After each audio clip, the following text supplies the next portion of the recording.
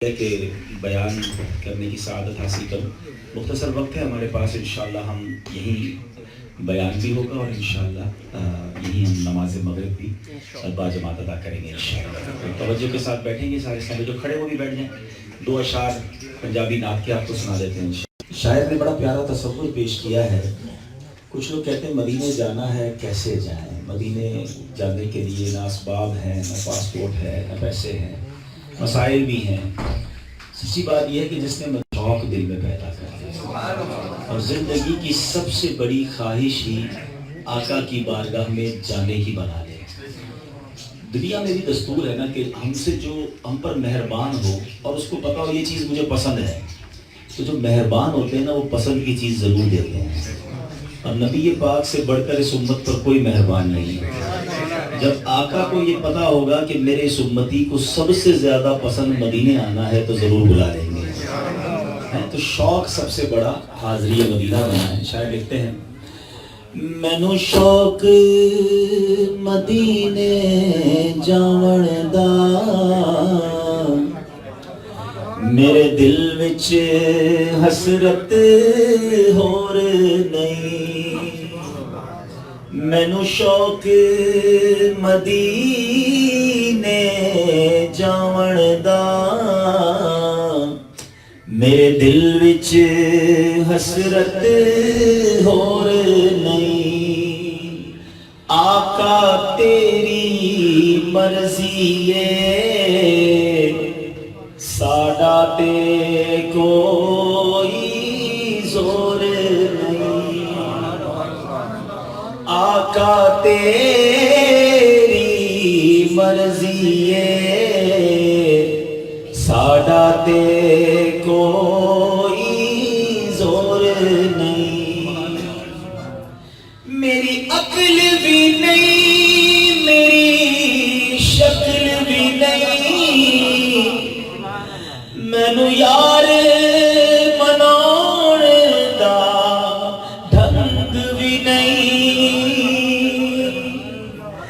میری عقل بھی نہیں، میری شکل بھی نہیں، مینو یار مناؤن دا ڈھنگ بھی نہیں. میرا عشق بھی رومی ورگا نہیں، میرا عشق بھی رومی ورگا نہیں.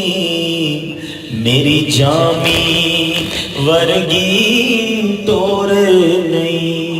پر مینو شوق مدینے جاون دا،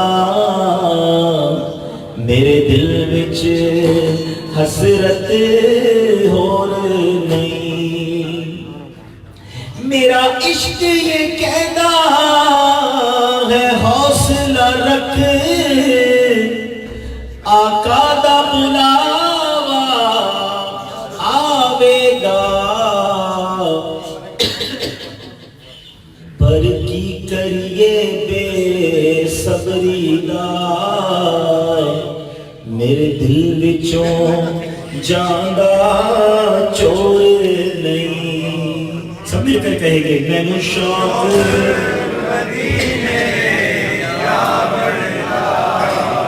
میرے دل وچ حسرت ہور نہیں. آقا تیری مرضی ہے ساڈا تے کوئی زور نہیں. صلو علی الحبیب.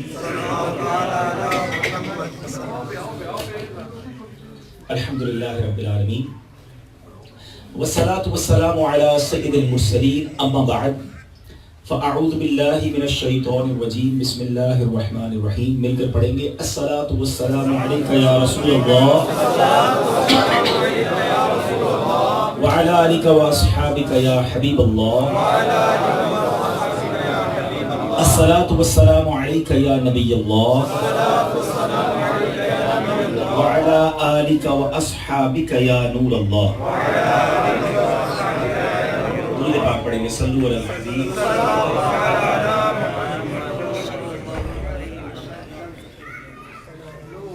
صلی اللہ تعالیٰ علیہ محمد صلی اللہ علیہ وسلم. آج الحمدللہ فیصل آباد کی کالونی 4 سیزن میں عاشقان رسول جمع ہیں اور سنت و بھرے اجتماع کا سلسلہ ہے. رب کریم ہم سب کا جمع ہونا اپنی بارگاہ میں قبول فرمائے. آج کا اجتماع بہت ہی شارٹ نوٹس پر رکھا گیا اور میرے پاس ہم آج اصل میں ہماری شورا کا مشورہ تھا، اس کے لیے حاضر ہوئے تھے. ایک دن اسپیئر ہو گیا اور ہمارے فہیم بھائی نے کہا کہ یہاں چلنا ہے. مجھے اندازہ نہیں تھا کہ ورکنگ ڈے اور شام کے وقت بھی آپ اتنے سارے اسلام پہ جمع ہو جائیں گے.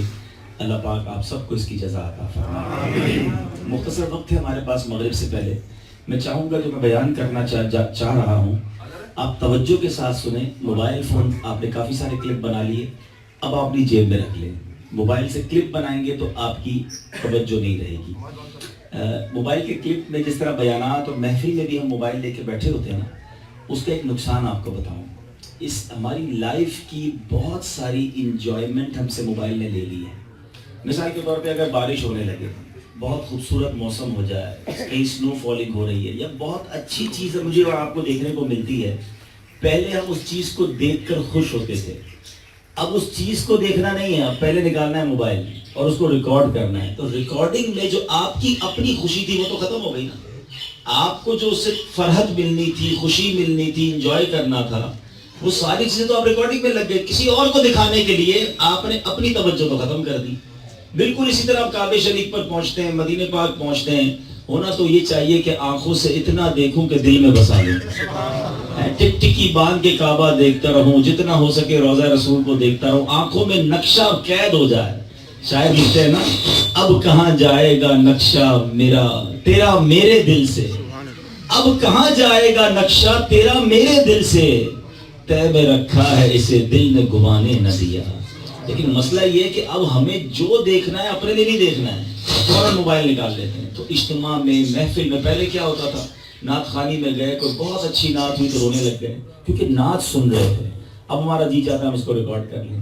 اب جب ریکارڈ کریں گے نا تو آپ کی کیفیت کبھی بھی نہیں بنے گی کیونکہ آپ کی توجہ ریکارڈنگ پر رہے گی. تو اگر آپ اپنے دل کی کیفیت سے کسی چیز کو محسوس کرنا چاہتے ہیں تو ان چیزوں سے باہر آ جائیں. ایک بھائی اس لیے کر رہے ہیں کہ یہ لائیو ہو رہا ہے پیج پہ تو سینکڑوں ہزاروں لوگ دیکھ لیں گے. مدنی چینل کے لیے ریکارڈنگ ہو رہی ہے، وہ بعد میں آپ کو کام آ جائے گی. اپنی توجہ آپ بیان کی طرف رکھیں اور آئندہ بھی جب محفل نعت میں جائیں، اجتماع میں جائیں، توجہ سے سنیں گے تو انشاءاللہ جو برکت لینے آئے ہیں، ریکارڈنگ کرنے تو نہیں آئے نا. آپ سارے وقت کاروبار چھوڑ کے کیوں آئے ہیں کہ بھائی کوئی فائدہ ہوگا، کوئی دین کی بات سیکھ لیں گے، کوئی ثواب مل جائے گا. تو یہ اس کے لیے اپنا فوکس رکھنا بہت ضروری ہے. درود پاک پڑھنے کے بے شمار فضائل و برکات ہیں. میرے آقا مدینے والے مصطفیٰ صلی اللہ تعالیٰ علیہ وسلم فرماتے ہیں، آپ دیکھیں درود پاک کتنا چھوٹا سا، بظاہر چھوٹا سا عمل ہے، فائدہ کتنا زیادہ ہے. نبی پاک علیہ السلام فرماتے ہیں جب دو مسلمان آپس میں ملیں، حدیث پاک کا مضمون ہے، ایک دوسرے سے مصافحہ کریں، سلام کریں اور مصافحہ کریں اور نبی پاک پر درود پڑھیں، ان دونوں کے جدا ہونے سے پہلے دونوں کے پچھلے گناہ معاف کر دیے جائیں. آپ سوچیں کتنا آسان ہے. درود پاک مصافحہ کرتے وقت پڑھنے میں کتنی دیر لگتی ہے، مگر پرابلم یہ کہ آج کل تو ہمیں سنت کے مطابق ملاقات کرنا بھی نہیں آتی ہے. اب سلام کون کرتا ہے، سلام کرتا ہے تو جواب کون دیتا ہے. حالانکہ ملاقات جو گریٹنگز، اسلامک گریٹنگز ہے نا، دنیا میں اس سے شاندار گریٹنگز کوئی نہیں ہے. ہیلو، ہائے، گڈ مارننگ، گڈ ایوننگ، تسی سناؤ کی حال ہے، ان تمام چیزوں میں کوئی ثواب نہیں ہے. لیکن اگر آپ السلام علیکم ورحمۃ اللہ وبرکاتہ کہتے ہیں اور سبحان اللہ، اس میں دعا ہے، اللہ تعالیٰ کی طرف سے تم پر سلامتی ہو، رحمت ہو، برکت ہو. سامنے والا کہتا ہے وعلیکم السلام ورحمۃ اللہ وبرکاتہ، تم پر بھی میرے بھائی سلامتی ہو، رحمت ہو، برکت ہو. کتنا پیارا مذہب ہے جو ملاقات ہی دعاؤں سے شروع ہوتی ہے. دونوں ملاقات کریں 100 رحمتیں نازل ہوتی ہیں. جو خوش دلی کے ساتھ، مسکراہٹ کے ساتھ، گرم جوشی سے ملتا ہے اس کو 90 رحمتیں مل جاتی ہیں. سلام میں پہل کرنے والے کو زیادہ نیکیاں مل جاتی ہیں. مگر یہاں اول تو سلام کرتا نہیں، کرتا ہے تو پہل کوئی نہیں کرتا. اچھا پھر ملاقات، چونکہ چلے بات چلی ہے، امام صاحب میرے ساتھ بیٹھے. ملاقات میں ہم جو بڑی غلطی کرتے ہیں، امام صاحب ہاتھ ملائیں گے، ایک ہاتھ سے ملانا سنت نہیں ہے، ٹھیک ہے، یہ مائک آپ پکڑیں گے. دونوں ہاتھوں میں کوئی چیز نہیں ہونی چاہیے، ہتھیلیاں خالی ہونی چاہیے اور السلام علیکم ورحمۃ اللہ وبرکاتہ. لگے بھی نا کسی سے ملاقات ہو رہی ہے، ملاقات ان سے ہو رہی ہے، ہاتھ ادھر ہے، انگلیاں ٹچ کر رہے ہوتے ہیں. ایسا نہیں, ملے تو پیار سے ملے, دونوں ہاتھ ملائیں اور دونوں ہاتھ خالی ہوں تو سنت بھی ادا ہوگی. اور آپ نے سلام کیا, اب دل میں آپ نے پڑھ لیا صلی اللہ تعالی علی محمد, درود پاک. کتنی دیر لگی؟ ہاتھ جدا ہونے سے پہلے دونوں کے گناہ معاف کر دیے. اتنا آسان نیکیاں کمانا. مثال دیتا ہوں, سلام میں پہل کرنے والے کو 1000 روپے ملتے ہوتے ہیں کہ جب بھی کسی سے آپ سلام کریں گے مسکرا کر ملنا ہے اور پہل آپ نے کرنی ہے. آپ کو 1000 ملیں گے, جواب دینے والے کو 100 روپے ملیں گے. اب مجھے بتائیں کہ سلام میں کوئی کسی کو پہل ہی نہ کرنے دیتا, بچوں کو جاؤ پہلے میں کروں گا, لیکن ایسا نہیں کرتے ہم. حالانکہ 100 روپے 1000 روپے کیا چیز ہے, 90 رحمتیں 90 نیکیاں سلام میں اچھا سنت بھی ہے. بلکہ سبحان اللہ, مجھے یاد آیا نبی پاک صلی اللہ علیہ وسلم کا یہ ایسا طریقہ تھا. اچھا اس میں ایک تھوڑا سا نا تکبر کا پہلو بھی چھپا ہوتا ہے کہ میں کیوں سلام کروں, میں بڑا ہوں یہ چھوٹا ہے. یہ سلام مجھے یہ سلام میں پہل کرے نا, یا تو عمر میں چھوٹا ہے یا پیسوں میں چھوٹا ہے یا خاندان میں چھوٹا ہے. لوگ کہتے ہیں یہ لوگ آ کے مجھے سلام لیں. آپ کیا پنجابی کہتے ہیں سلام نہیں لیا مجھ سے, تو سلام لے لوگ آ کے, میں کیوں کروں سلام. نبی پاک صلی اللہ علیہ وسلم رب کے حبیب کونین کے والی, آپ کی یہ عادت کریمہ تھی جب سلام کرتے سلام میں پہل کرتے. ساری دنیا ان کی غلام ہے نا, ان سے اوپر کون ہے؟ صحابہ ہوں کوئی بھی ہو, جو بھی تھا ان کا غلام, ان کا امتی, بلکہ لٹرلی غلام. ایک تو چلے امتی ہونے کی حیثیت سے ہم غلام, جو باقاعدہ حبشی غلام ہوتے تھے, جو ہوتے ہی غلام تھے, وہ بھی آتے تو نبی پاک سلام میں پہل فرمایا. صحابہ کرام نے ایک بار پلان کیا کہ یار جب بھی جاتے ہیں آقا ہی سلام میں پہل کرتے ہیں, اس بار ہم نے جانا ہے. پلاننگ کی اور ہم نے سلام میں پہل کر دینی ہے تاکہ ہمیں بھی تو برکت ملے نا. کہتے ہیں ارادہ کر کے جاتے کہ آج ہم نے سلام میں پہل کرنا ہے, اس سے پہلے کہ ہم سلام کرتے نبی پاک کی سلام ارشاد فرماتے. اور ہم کہیں میں کیوں سلام کروں, میرا مرتبہ, میں خاندان, میں چودھری صاحب, میں پیسے والا, یہ میرا نوکر جاب کرنے والا, یہ سلام کرے, میں اس کو سلام کروں. یاد رکھیں علماء نے یہاں تک لکھا کہ اگر کوئی شخص چاہتا ہے کہ دل سے تکبر دور ہو جائے, اگر دل سے تکبر دور کرنا ہے نا, تو اس کا وظیفہ یہ ہے, اس کا طریقہ یہ ہے کہ جس کو جانے جس کو نہ جانے سلام میں پہل کیا کرے. نبی پاک سڑک سے گزرتے, لوگ بیٹھے ہوتے, پیارے آقا سلام کرتے ہوئے جاتے. اور میرے آقا کی شان کیا ہے, آقا انسانوں کو سلام کرتے, نبی پاک پتھروں کے پاس سے گزرتے, پتھر نبی پاک کو سلام کیا کرتے. اور یہ جو سنت مبارکہ ہے نا, اس کی ایک اور خوبصورتی, سبحان اللہ, ایمان تازہ ہو جاتا ہے. علماء نے کتابوں میں لکھا یہ سلسلہ ختم نہیں ہوا ہے. سلام میں پہل والا سلسلہ جو ہے نا, یہ ختم نہیں ہوا ہے. آج بھی کوئی امتی جب روضہ رسول پہ جاتا ہے, اس سے پہلے کہ وہ سلام کرے, نبی پاک اپنی عادت کے مطابق سلام میں پہل فرماتے ہیں.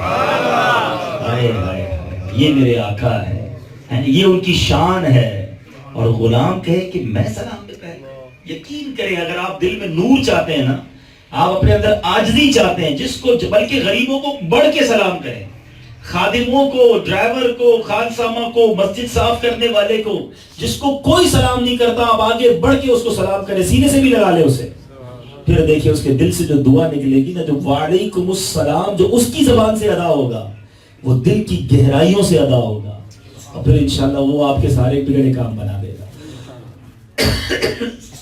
تو نیت کرتے ہیں انشاءاللہ سلام میں پہل کریں گے انشاءاللہ. سلام کو عام کرو, نبی پاک کی سنت ہے, اس کو عام کرو. سلام عام ہونا چاہیے. اللہ پاک مجھے بھی سنت پر عمل کرنا نصیب فرمائے, آپ کو بھی نصیب فرمائے. تو سلام بھی کرنا ہے اور کثرت سے درود پاک بھی پڑھیں گے انشاءاللہ. صلو علی الحبیب صلی اللہ تعالی علی محمد صلی اللہ علیہ وسلم. حضرت ابراہیم علیہ السلام اللہ کے خلیل ہیں, اور آپ کا مرتبہ بہت بلند اور بہت اعلیٰ ہے. خلیل کہتے ہیں دوست کو. ابراہیم خلیل اللہ. نبی پاک علیہ السلام کے بعد انبیاء میں اگر کسی کا سب سے بڑا مرتبہ ہے تو وہ حضرت ابراہیم علیہ السلام. آپ کو جد الانبیاء بھی کہا گیا, انبیاء کا والد بھی کہا گیا, کیونکہ آپ کے بعد جتنے نبی آئے ان سب کے آپ والد ٹھہرے. آپ کی نسل میں سے ہی سارے انبیاء آئے. آپ کی زندگی میں بڑے واقعات ہیں. نبی پاک علیہ السلام کے بعد مرتبہ بھی حضرت ابراہیم کا, اور پیارے آقا علیہ الصلوۃ والسلام کے بعد سب سے زیادہ نبی پاک کے جو ہم شکل تھے نا وہ بھی حضرت ابراہیم علیہ السلام تھے. نبی پاک کا چہرہ انور کی جو مشابہت تھی وہ حضرت ابراہیم علیہ الصلوۃ والسلام میں تھی. بہت پیاری پیاری باتیں ان کی سیرت میں، مگر چونکہ اب وقت تھوڑا ہے میں حضرت ابراہیم علیہ السلام کی چند خصوصیات بیان کرتا ہوں کہ پیارے آقا علیہ الصلوۃ والسلام کی شان تو عرفہ والا ہے، مگر ہر آسمانی دین میں آپ کی پیروی اور اطاعت ہے. جتنے آسمانی دین ہے نا، آسمانی کتابیں، سب میں حضرت ابراہیم کی اطاعت ہے. یعنی ہر مذہب والا جو آسمانی دین کو مانتے ہیں وہ سبھی حضرت ابراہیم کی جو ہے وہ بڑی عقیدت اپنے دلوں میں رکھتے ہیں. اچھا، اسی طرح آپ ہی کی یاد میں قربانی ہے، آپ ہی کی یادگار میں حج کے ارکان ہیں، آپ ہی کعبہ شریف کی پہلی تعمیر کرنے والے، یعنی اسے گھر کی شکل میں بنانے والے ہیں. سبحان اللہ، جس پتھر پر کھڑے ہو کر آپ نے کعبے کو بنایا تھا اس قیام کی جگہ پر سجدے ہونا شروع ہو گئے. وَاتَّخِذُوا مِن مَقَامِ إِبْرَاهِيمَ مُصَلًّى، اللہ نے قرآن میں فرمایا کہ ابراہیم کے کھڑے ہونے کی جگہ پر سجدے کیا کرو، اس کو مصلی بنا لو. سبحان اللہ، علماء نے بڑی کمال کی بات لکھی کہ حضرت ابراہیم کے پیروں کے قدم کے نشان جدھر لگے اس پتھر کے قریب اللہ کی عبادت کرو، یہ اللہ کو پسند ہے. جس مزار پر انوار میں ابراہیم کے آقا موجود ہیں، نبی پاک جس روضے میں موجود ہیں، اس مقام کا عالم کیا ہو. چلے جناب مسلمان. اچھا، ایک بڑی کمال کی بات، شاید پہلی بار سنیں گے آپ. لوگوں کے بچے بعض اوقات بچپن میں بچے جب فوت ہو جاتے ہیں تو ماں باپ بڑے غمزدہ ہو جاتے ہیں، بعض اوقات شکوہ شکایت کرتے ہیں. تو اس میں ہمت نہیں ہارنی چاہیے، یہ اللہ کی رضا ہے، اس کی رضا پر راضی رہنا چاہیے. تو جن کے نابالغ بچے فوت ہو گئے ہونا، وہ آج پہلی بار شاید سنیں گے کہ عالم ارواح میں جب بچے چلے جاتے ہیں تو حضرت ابراہیم اور آپ کی زوجہ حضرت سارہ رضی اللہ تعالی عنہا یہ مسلمانوں کے فوت شدہ ہونے والے بچوں کی عالم ارواح میں پرورش کرتے ہیں. یہ بچے آپ سے چلے گئے ہیں مگر حضرت ابراہیم کی پرورش میں چلے گئے ہیں، تو اس میں غم زدہ نہ ہوں، اللہ نے ان کے لیے بہترین انتظام کر دیا ہے. اچھا، قیامت میں سبحان اللہ نبی پاک علیہ سب سے پہلے عمدہ لباس جو ہے حضرت ابراہیم کو اور اس کے فوراً بعد پیارے آقا علیہ الصلوۃ والسلام کو پہنایا جائے گا، عطا کیا جائے گا. تو یہ تو چند باتیں ہو گئی حضرت ابراہیم کے بارے میں. آپ کی زندگی کے واقعات بھی بہت سارے ہیں، کس طرح حضرت اسماعیل کو چھوڑ کر چلے گئے، کس طرح کعبہ تعمیر ہوا، کس طرح مکہ آباد ہوا. یہ ایک الگ ہسٹری ہے. چونکہ وقت تھوڑا کہ ایک واقعے کی طرف توجہ دلاؤں گا. ایک بار درود پاک پڑھ لیں، صلی اللہ علیہ وسلم. حضرت ابراہیم علیہ الصلوۃ والسلام جس دور میں آپ تھے وہ دور بت پرستوں کا دور تھا. لوگ اپنے ہاتھوں سے بت بناتے تھے، اسی کی پوجا کرتے تھے. تو حضرت ابراہیم علیہ الصلوۃ والسلام کو بالکل پسند نہیں آتا تھا کہ لوگ اللہ کی عبادت کو چھوڑ کر بتوں کی عبادت کرتے ہیں. آپ کی قوم کے لوگ آپ کو کہتے ہیں آپ بھی ہمارے ساتھ معاذ اللہ جو ان کی رنگ رلیاں ہوتی ہیں، غلط کام ہوتے ہیں، آپ چلے، آپ منع کرتے ہیں. ایک بار قوم کے سارے لوگ میلے میں گئے تھے، آپ بت خانے میں داخل ہو گئے. آپ نے دیکھا بڑے بڑے بت ہیں عجیب و غریب اپنے ہاتھوں سے بنائے ہوئے، لوگ اس کی پوجا کرتے ہیں. آپ نے کلاڑا لیا اور کسی بت کی ٹانگ توڑ دی، کسی کا ہاتھ توڑ دیا، کسی کی ناک توڑ دی. غصہ تو آپ کو بڑا تھا، اور جو سب سے بڑا بت تھا اس کے کاندھے پر کلاڑا رکھ دیا. اب جب ان کی قوم کے لوگ واپس آئے تو دیکھا ہمارے خداؤں کا یہ کس نے حال کیا کہ توڑ پھوڑ کر دی. بڑا غصہ آیا کہ پورے شہر میں ایک ہی نوجوان ہے، 18-20 سال کی عمر تھی آپ کی، جو ہمارے بتوں کے خلاف بات کرتا ہے، ورنہ تو کوئی اور نہیں ہے. کہ اس کو بلاؤ، اسی نے کیا ہوگا. حضرت ابراہیم کو لایا گیا. آپ سے پوچھے کس نے کیا ہے؟ آپ نے کہا مجھ سے کیوں پوچھتے ہو، اپنے خدا سے پوچھ لو نا، جس کے کاندھے پہ کلاڑی بھی رکھی ہوئی ہے، اسی سے پوچھ لو کس نے توڑا ہے. اب قوم بھی کتنی عجیب ہے، وہ کہتی ہے یہ تو جواب نہیں دیتے ہیں، یہ کیسے بتائیں گے. حضرت ابراہیم نے جو سب کیا نا، یہ ڈیمونسٹریشن کیا، ایک مظاہرہ کر کے بتا دیا کہ تم ان خداؤں کی عبادت کرتے ہو جو نہ اپنے آپ کو توڑ پھوڑ سے بچا سکتے ہیں، اور اگر کوئی توڑ دے تو بتا بھی نہیں سکتے. اور اس بات کو قرآن میں اللہ تبارک و تعالیٰ نے کس طرح فرمایا. اللہ تعالیٰ قرآن میں فرماتا ہے قَالَ أَفَتَعْبُدُونَ مِن دُونِ اللَّهِ مَا لَا يَنْفَعُكُمْ شَيْئًا وَلَا يَضُرُّكُمْ أُفٍّ لَكُمْ وَلِمَا تَعْبُدُونَ مِن دُونِ اللَّهِ أَفَلَا تَعْقِلُونَ. کیا خوبصورت جملے ہیں آپ کے. اس کا ترجمہ سنیں. ابراہیم کہتے ہیں کیا تم اللہ کے سوا ایسے کو پوچھتے ہو جو نہ تمہیں نفع دے سکے نہ نقصان دے سکے. تف ہے تم پر اور تمہارے بتوں پر جن کو اللہ کے سوا پوچھتے ہو. تمہیں عقل نہیں؟ افلا تعقلون. ہونا یہ چاہیے تھا اس خوبصورت ایک ڈیمونسٹریشن کے بعد, ایک مظاہرے کے بعد مان جاتے بات تو ٹھیک کر رہا ہے, یہ خدا اپنے آپ کو نہیں بچا سکتے, ہمیں کہاں سے بچائیں گے. مگر کہتے ہیں جس کی آنکھوں پہ پٹی آ جائے, جس کے دل پر مہر ہو, اس کو آپ صاف صاف دلیل بھی دے دیں پھر بھی نہیں مانتے. ایسے لوگ آج بھی ہیں جن کو آپ پراپرلی قرآن و حدیث سے بات سمجھا دیں پھر بھی میں نہ مانوں تو اس کا تو کوئی حل نہیں ہے. انہوں نے بھی نہیں مانا. وہ کہتے نہیں ان کو پکڑو, ان کو جلا دو. معاذ اللہ, حضرت ابراہیم کو پکڑا گیا, بہت بڑی آگ لگائی نمرود نے. کائنات میں اتنی بڑی آگ بھی لگائی گئی تھی, ایسی آگ تھی کہ اوپر سے پرندے بھی گزرتے تھے تو جل جاتے تھے. حضرت ابراہیم کو جب اس آگ میں ڈالا جانے لگا تو اب اللہ کی ساری مخلوق نے اللہ کی بارگاہ میں, چرندوں پرندوں درندوں, سب نے عرض کی یا اللہ تیرا خلیل ہے, آگ میں ڈالا جا رہا ہے, یا اللہ بچا لے. اللہ نے فرمایا کہ ابراہیم میرا خلیل ہے, اگر وہ مجھ سے کہے تو میں اس کا رب ہوں, میں اسے بچا لوں گا. اب فرشتہ آیا آپ کی بارگاہ میں کہ حضور آپ حکم دیں, ابھی بارش برسے گی. بادل کا فرشتہ آیا, آپ حکم دیں تو ابھی آپ بارش برسائیں گے اور آگ بجھ جائے گی. تو آپ نے فرمایا نہیں, میرا رب میرے لیے کافی ہے.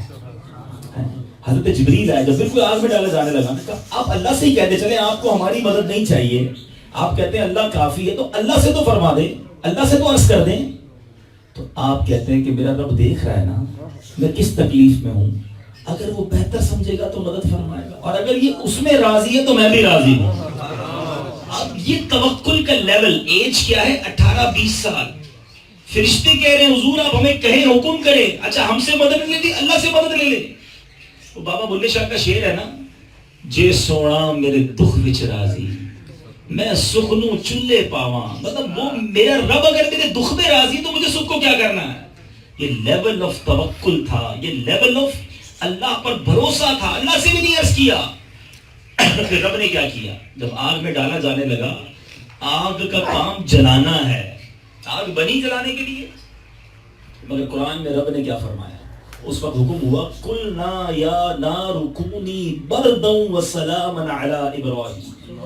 ہم نے فرمایا ایک آگ ٹھنڈی ہو جا سلامتی کے ساتھ ابراہیم پر. اس میں بھی علماء نے بحث کی کہ اگر صرف آگ کو یہ حکم دیا جاتا نا ٹھنڈی ہو جا, تو وہ ٹھنڈک بھی حضرت ابراہیم کو نقصان پہنچاتی, اس لیے حکم ہوا کہ ٹھنڈی بھی ہو جا اور سلامتی والی ہو جا.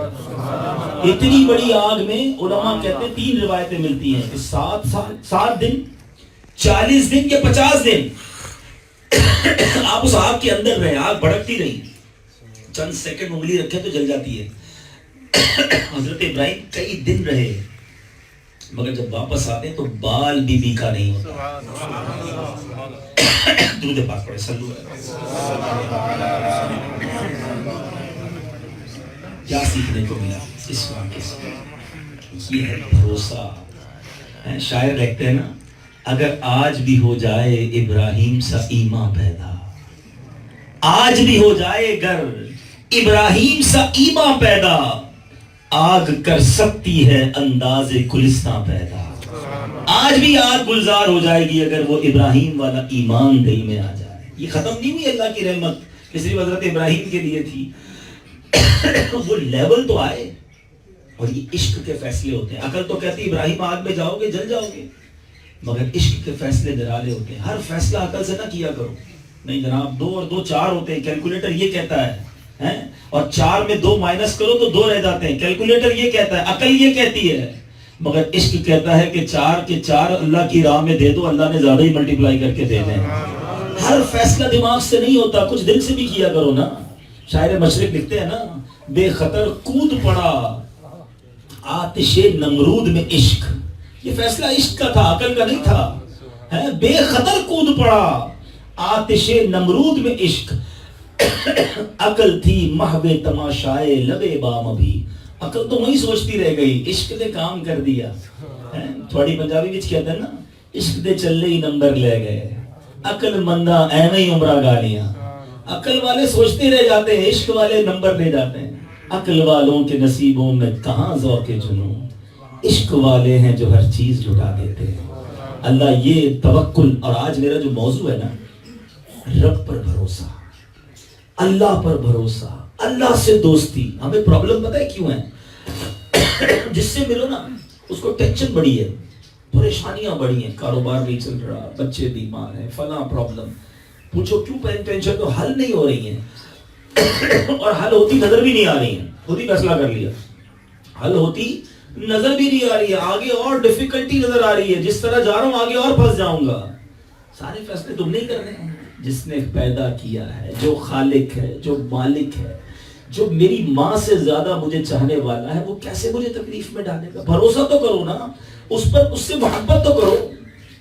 مسئلہ پتہ کیا ہے؟ ہمیں سب پہ بھروسہ ہے، ہمیں رب پہ بھروسہ نہیں ہے. ہم چاہتے دنیا والے ساتھ دیں گے تو مشکل سے نکلیں گے، کیوں رب سے دوستی نہیں کرتے؟ حالانکہ اللہ نے قرآن مجید میں کیا خوبصورت وعدہ فرمایا ہے. اللہ قرآن میں فرماتا ہے وَمَن يَتَّقِ اللَّهَ يَجْعَلْ لَهُ مَخْرَجًا، جو اللہ سے ڈرے اللہ اس کے لیے نجات کا راستہ نکالے گا. وَيَرْزُقْهُ مِنْ حَيْثُ لَا يَحْتَسِبُ، اور اللہ ادھر سے روزی دے گا جدھر تمہارا گمان بھی نہیں ہوگا، امیجینیشن بھی نہیں ہوگی. آگے فرماتا ہے وَمَن يَتَوَكَّلْ عَلَى اللَّهِ فَهُوَ حَسْبُهُ، جو اللہ پر بھروسہ کرے اللہ اس کے لیے کافی ہے. اللہ پر بھروسہ تو کرو یار، ہمت تو رکھو کہ میری یہ مشکل. اصل پرابلم پتہ ہے کہ ہم لوگ حرام کی طرف کیوں چلے جاتے ہیں؟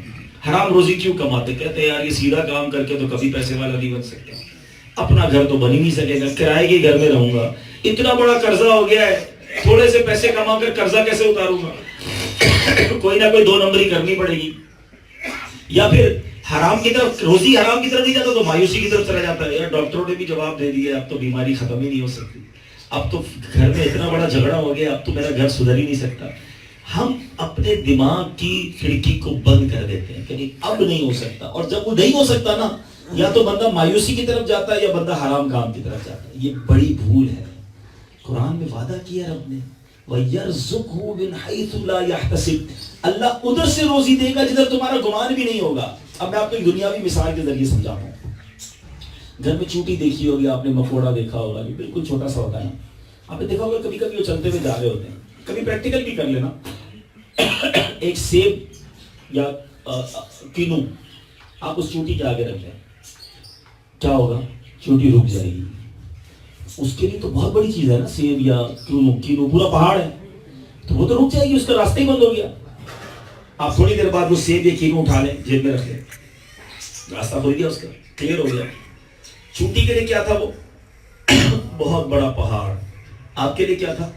چھوٹا سا سیب. آپ نے اٹھایا، چوٹی کا راستہ کلیئر. جو میری اور آپ کی مشکل ہے نا، جو بھی پریشانی ہے، تصور کرو کوئی بیمار بیٹھا ہے، کوئی قرض دار بیٹھا ہے، کوئی بے روزگار بیٹھا ہے، کوئی کسی پرابلم میں، جو بھی میری اور آپ کی مشکل ہے، میرے لیے کیا پہاڑ، رب کے لیے کیا ہے؟ ان اللہ علی کل شیء قدیر. یہ میرے اور آپ کے لیے پہاڑ ہے نا. مجھے لگتا ہے نہیں نکل سکوں گا، میں پھنس گیا، میں گیا. اب کہاں بیماری دور ہوگی، قرضہ کیسے ختم ہوگا، کیسے میرے مسئلے حل ہوں گے؟ میرے لیے واقعی پہاڑ ہے. مگر جو میرا رب ہے وہ تو کائنات کو بنانے والا ہے. وہ کن کہتا ہے تو فیکون ہو جاتا ہے. وہ خود فرماتا ہے مجھ سے مانگو میں عطا فرماؤں گا. اس نے اپنے دروازے بند نہیں کیے میرے اور آپ کے لیے، اور خود وعدہ کیا ہے وَمَن يَتَّقِ اللَّهَ يَجْعَلْ لَهُ مَخْرَجًا. وعدہ کیا ہے؟ مجھ سے ڈرے، اللہ سے دوستی کرے، اس کا تقویٰ دل میں لے آئے، وہ راستہ نکالے گا اور ادھر سے روزی دے گا جدھر گمان بھی نہیں ہوگا، امیجینیشن بھی نہیں. اور اب یہ بات میں جو کر رہا ہوں نا، میں اب آپ کو ایک اور پریکٹس بتاتا ہوں. آپ میں سے کئی جو بزرگ بیٹھے 40+ ہوگا تو اس کے ساتھ زندگی میں ایک بار ضرور ہوا ہوگا. زندگی میں کبھی ایسا موقع ضرور آیا ہوگا، جو 40 سال سے بڑے، میری بات توجہ سے سننا، کہیں آپ پھنسے ہوگے کاروبار میں، کسی اور معاملے میں، اور آپ کو ایک وقت ایسا لگا ہوگا کہ بس اب لائف ختم ہو گئی، اب نہیں نکل سکوں گا، زیرو ہو گیا میں، اب میرے گھر ٹوٹنے والا ہے، یا میرا فلاں پرابلم ایسا جو حل نہیں ہوگا. اور تھوڑے عرصے میں وہ سب کچھ ایسے حل ہو گیا کہ آج آپ سوچتے ہیں وہ وقت بھی آیا تھا مجھ پر. ہوا ایسا؟ دیکھیں سب اثر دار ہیں، بچوں کو نہیں آئے گی سمجھ، لیکن جو 40+ ہے ان کو زندگی میں ایک سرکل ضرور گھوما ہے. کیسے ٹھیک ہو گیا بھائی؟ آپ تو اس وقت سمجھ رہے تھے ختم ہو گیا. یہ وہی اللہ کا وعدہ ہے وَيَرْزُقْهُ مِنْ حَيْثُ لَا يَحْتَسِبُ، میں ادھر سے دوں گا جدھر تیرا گمان بھی نہیں ہوگا، تو سوچتا بھی نہیں ہوگا جدھر سے میں تجھے عطا کروں گا۔ وَمَنْ يَتَوَكَّلْ عَلَى اللَّهِ فَهُوَ حَسْبُهُ، جو اللہ پر بھروسہ کرے اللہ اس کے لیے کافی ہے۔ اس موضوع پہ اتنی بات کرنے میں مزہ آتا ہے، یقین کرے آپ کو شاید سننے میں اتنا مزہ نہیں آ رہا جتنا مجھے بولنے میں لطف آ رہا ہے کہ میں اپنے رب پر بھروسے کی بات کر رہا ہوں، میں اپنے رب سے دوستی کی بات کر رہا ہوں۔ ارے اللہ سے محبت نہیں تو بیکار ہے زندگی، دنیا پر بھروسہ اور رب پر بھروسہ نہیں تو بیکار ہے زندگی۔ جس نے بنایا پالا پوسا، بغیر کپڑے کے پیدا ہوا تھا میں تو، جس نے لباس دیا، جس نے خوراک دی، جس نے عزت دی، اسی پر بھروسہ نہیں ہے، اسی کے بارے میں اچھا گمان نہیں ہے، کیسے زندگی گزاروں گا اگر رب میرے ساتھ نہیں ہے تو؟ اور یاد رکھو، جس کو اللہ سے دوستی ہو جائے نا، اس کے کام کیسے بنتے ہیں۔ مجھے ایک بات بتائیں، دنیا میں سب سے زیادہ مجھ سے اور آپ سے پیار کرنے والا کون ہے؟ ہماری ماں۔ دنیا کی بات کر رہا ہوں، ایسا ہی ہے؟ اللہ 70 ماؤں سے زیادہ پیار کرنے والا ہے۔ کبھی آپ رات میں، جب چھوٹے تھے ہم، بلکہ بڑے بھی ہو گئے تھے، رات میں مجھے اور آپ کو جب تکلیف ہوتی تھی، بتاؤ ماں کی کیا کیفیت ہوتی ہے؟ کوئی بچہ اگر بستر سے اٹھ کر رات 2 بجے ماں سے کہے ماں میں تکلیف میں ہوں، تو ماں تو ہم سے زیادہ رونا شروع کر دیتی تھی، ہم سے زیادہ دعائیں کرتی تھی۔ بتاؤ اگر کوئی بندہ رات دیر سے بستر سے اٹھ کر تہجد پڑھ کے اللہ کی بارگاہ میں رونا شروع کر دے، اللہ پریشان ہوں، اللہ بیمار ہوں، اللہ پھنس گیا ہوں قرضے میں، بندہ تیرا ہوں مالک، مشکل میں آ گیا ہوں، روزی کے مسائل ہیں میرے مولا، گھر میں جھگڑے ہیں میرے مالک، اے اللہ مصیبت بڑی ہے مگر تیرا بندہ تنہا ہے، اب تجھے پکار رہا ہے، مجھے بتاؤ نا، ایک ماں میں رات کو پکاروں، وہ تکلیف میں آ جائے، وہ میری مدد کرے، تو 70 ماہوں سے زیادہ چاہنے والا وہ کیوں نہ مدد فرمائے گا؟ وہ خالق ہے اور اس کے لیے بڑا مشکل بھی نہیں ہے۔ ماں تو شاید رو پڑتی تھی، مدد شاید وہ بھی نہ کر پاتی اتنی بڑی مشکل میں، مگر وہ تو خالق مالک قادر، اسی کو چھوڑا ہوا ہے میں نے اور آپ نے۔ نہ نماز پڑھتے ہیں، نہ دعائیں کرتے ہیں، نہ اسے پکارتے ہیں، نہ اس پر بھروسہ ہے، شکوے زبان پر جاری ہے، اللہ نے دیا ہی کچھ نہیں، میں تو پیچھے رہ گیا، وہ آگے بڑھ گیا، بڑی تکلیف میں ہوں۔ کیوں بولتے ہو ایسا؟ مانگو اس سے، وہ عطا، اور اس نے وعدہ کیا ہے قرآن میں، ادعونی استجب لکم، مجھ سے مانگو میں تمہیں عطا کروں گا۔ دنیا میں کسی سے مانگتے ہیں اس کو اچھے نہیں لگتے ہم، ہاں کتنا بھی کلوز فرینڈ کیوں نہ ہو، کبھی کسی کلوز فرینڈ سے بندہ قرضہ بھی مانگے نا تو پہلی باری میں شاید دے دے گا، دوسری باری میں کہے گا یار ابھی پہلے تو دیا تھا کیا ہوا اس کا، تیسری بار فون کرو گے تو شاید تمہارا نمبر بھی بلاک کر دے گا۔ یہ ہے دنیا، جس کے سامنے مانگو تو ہماری عزت چلی جاتی ہے۔ اللہ کی شان دیکھو، اللہ فرماتا ہے جو مجھ سے جتنا مانگتا ہے مجھے اتنا اچھا لگتا ہے، زیادہ مانگو رب زیادہ کرم فرماتا ہے۔ بس یہی تو مسئلہ ہے، اللہ سے نہیں مانگتے۔ میں آخر میں ایک وظیفہ دینا چاہتا ہوں، خدا کی قسم یہ قرآن کی جو آیت ہے نا اس کو یاد کرتے، اس کے ایک جز ہے، علماء نے لکھا فرعونیوں میں ایک شخص تھا، جب فرعونیوں پر عذاب آیا نا تو ایک بندے کا ایک وظیفہ تھا، وہ یہ پڑھتا رہتا تھا، سارے فرعونیوں پر عذاب آیا اس پر عذاب نہیں آیا، اور پھر اللہ نے اسے قرآن میں شامل فرما دیا۔ اور وہ جملہ کیا ہے اور اس کی لذت محسوس کرو، جب پھنس جاؤ نا دعا کرو نا تو یہ جملہ یاد کرو، یہ آیت ہے وَأُفَوِّضُ أَمْرِي إِلَى اللَّهِ إِنَّ اللَّهَ بَصِيرٌ بِالْعِبَادِ۔ اس کا معنی کیا ہے؟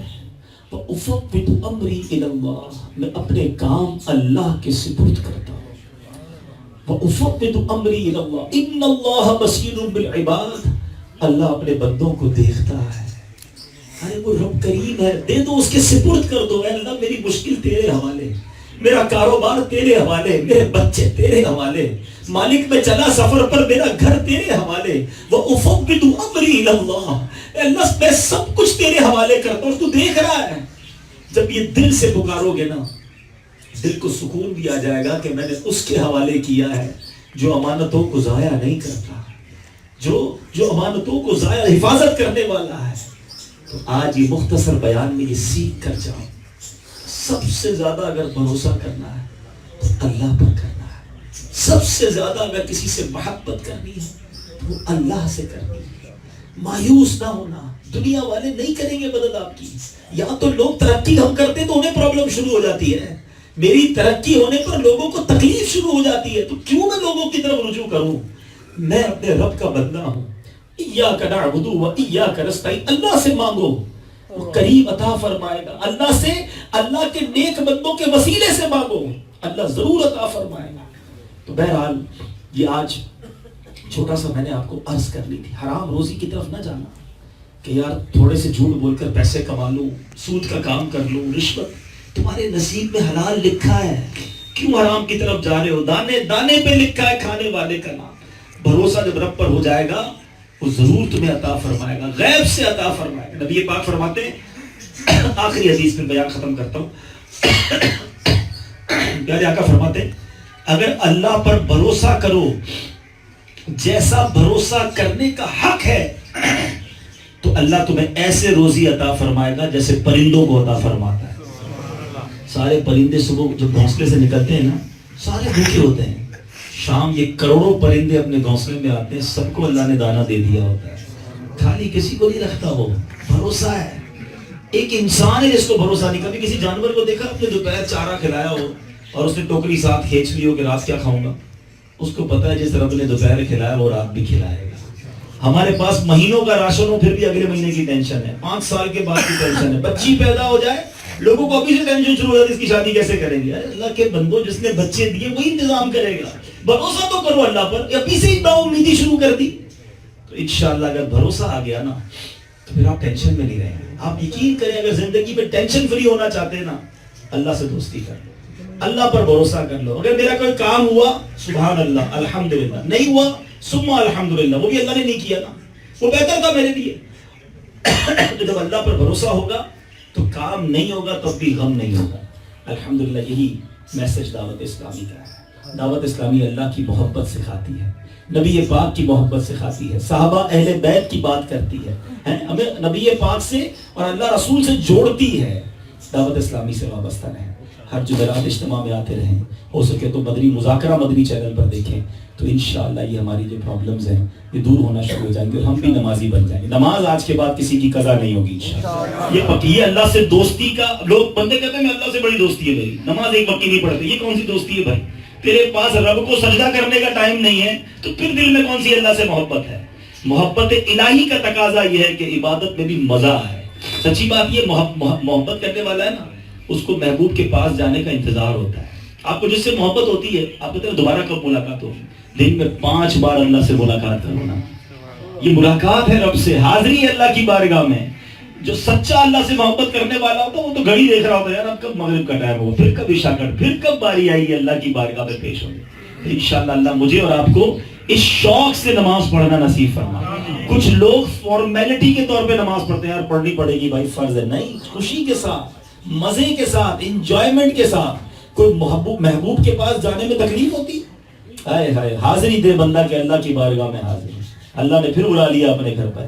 اللہ بار بار نماز پڑھنے کی اور شوق کے ساتھ نماز پڑھنے کی سعادت عطا فرمائے۔ انشاءاللہ ہم دعا اور دیگر معاملات نماز کے بعد کریں گے۔ اذان ہو گئی ہے انشاءاللہ، تو یہاں بھی اذان دی جائے گی اور میرے خیال احباب کافی ہیں، شاید کچھ لوگوں کو مسجد کی طرف بھی جانا ہوگا، تو کچھ بھائی جن کے پاس کنوینس وغیرہ ہیں وہ مسجد کی طرف چلے جائیں، کچھ بھائی انشاءاللہ ہم یہاں نماز پڑھ لیتے ہیں اور پھر انشاءاللہ ہم یہاں دعا کریں گے، یہ اعلان بھی کریں گے۔